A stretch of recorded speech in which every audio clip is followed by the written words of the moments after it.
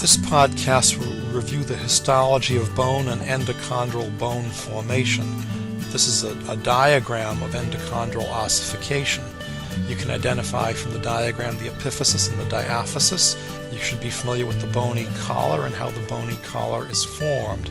You should also be familiar with the difference between periosteum and perichondrium. Remember, perichondrium is connective tissue that surrounds cartilage. Periosteum is connective tissue surrounding bone. The periosteum is shown in this diagram surrounding the bony collar. You should be able to be familiar with the concept of the periosteal bud. Proceeding from the epiphysis in this diagram, you can identify the zone of reserve cartilage, the zone of cartilage proliferation, the zone of cartilage cell hypertrophy. The zone of provisional calcification is not so well demonstrated on the diagram. You should be able to appreciate the changes that occur in chondrocytes as a result of their matrix calcification. In this section, through the epiphysis of a developing long bone, you can identify hyaline cartilage in the zone of reserve cartilage, which is towards the top of the field. You can see stacks of flattened cartilage cells in the zone of proliferation. You can see an area where chondrocytes die and lacunae appear to become empty in the zone of hypertrophy. You can see the site of initiation of spongy bone formation in the lower part of the field. Within the zone of reserve cartilage, you can note the invading vascular periosteal buds that will eventually initiate a secondary ossification center.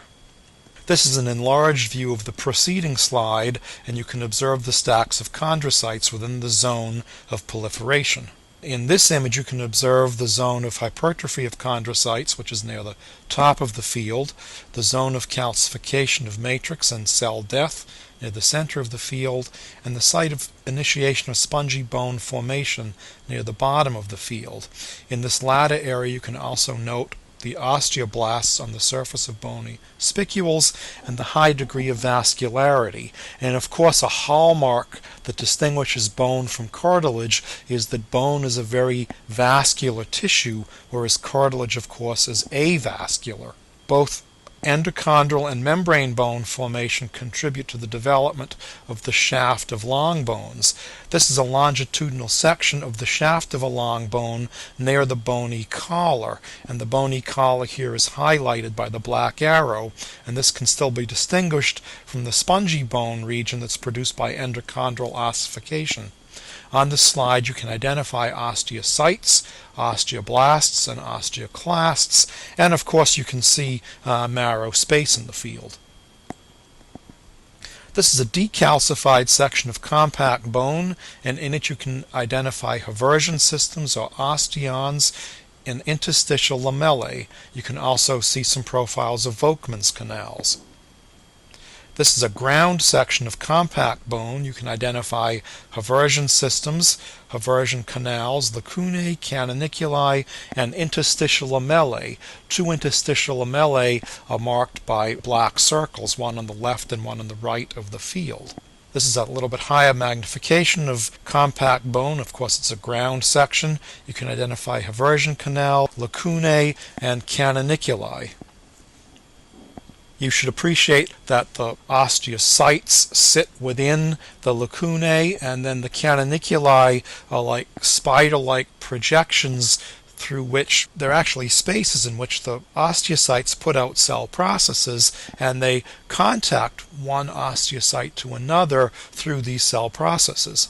This is a ground section of compact bone. You can observe a Volkmann's canal in the central portion of the field. In this ground longitudinal section, you can observe a Volkmann's canal, and you can observe two haversian systems. Volkmann's canals essentially run at right angles to the haversian canals, connecting haversian canals. This is a ground section of compact bone. It's a section of a long bone. You can note several outer circumferential lamellae. These lamellae circumscribe the bone shaft and they're not associated with any particular haversian canal.